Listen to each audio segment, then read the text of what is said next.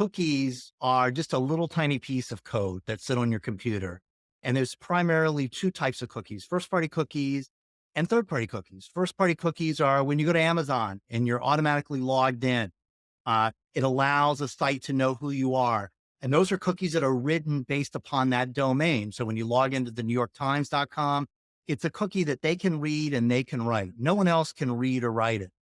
Third party cookies are cookies that are set based upon another domain. So if you're on the New York Times and there's an ad there from DoubleClick, which is owned by Google, they're going to write a DoubleClick cookie. And the advantage with that is that if someone goes from the New York Times to the Wall Street Journal, DoubleClick knows that you were just at the New York Times. They know which ad you saw, so they can show you a different ad. And that's how the entire ad ecosystem has worked.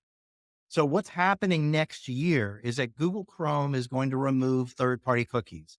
And so when you go from site to site, all of the little ad trackers there are not going to know where you were at before. They're not going to know what you saw. They're not even going to know your behavior associated with it. Now, in the iOS world, especially the mobile iOS world, third-party cookies have been gone for a very long time. So if you only live in iOS, you're not going to notice much of a difference. In fact, the ad world kind of shifted a lot of their money towards Android when all of these updates happened with the iOS, with the ITP, the ATT, all of those things. But this is going to happen across the board with everybody. So this is big time change for any marketer operating in the digital world.